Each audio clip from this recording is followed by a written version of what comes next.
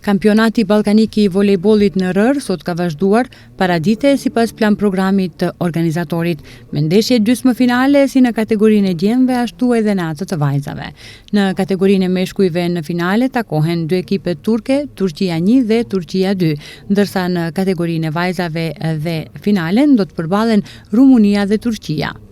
Për rrjedhën e kampionatit deri në ditën e sotme, zëdhënësi I komunës Albion Halili theksoi se çdo gjë ka rrjedhë sipas parashikimeve tona. Fatmirësisht ka ecur gjithçka sipas planit. Kemi filluar nga data 25 qershor dhe sot jemi në ditën e fundit, natën e tretë apo ndryshe në natën finale.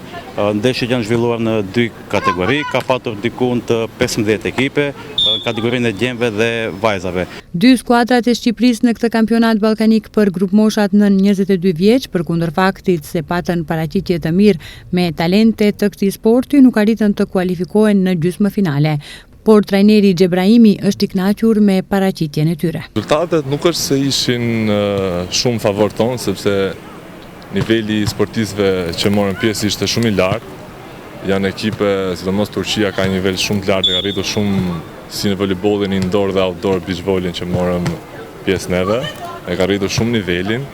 Ne ishim me një ekip që po mundohemi ta formojmë rishtazi dhe sitush ishte hera parë që ato merrnin pjesë në beach volley.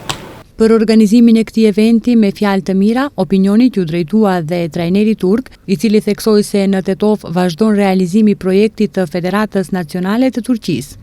Normally we work really strong because we have the project Turkish National Federation.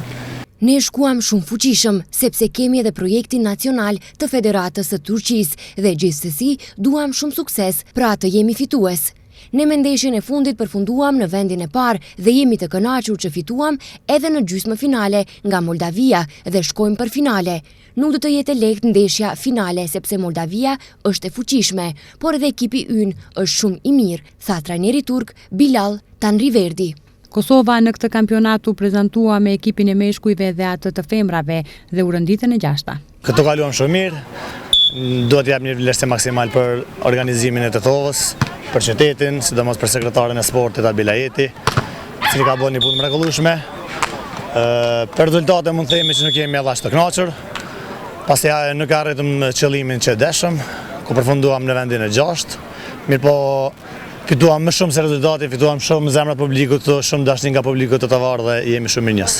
Në kategorinë e djemve në finale që fillon në ora 20 do të përballen dy ekipet turke, të cilët në gjysmëfinale mundën dy ekipet nga Moldavia, të cilët do të përballen për vendin e tretë, ndërsa në kategorinë e vajzave në finale do të përballen Turqia Rumunia. Ndërsa në vendin e tretë takohet Turqia 2 me Moldavin, pas përfundimit të finales do të ndahen dhe trofet për ekipet fituese.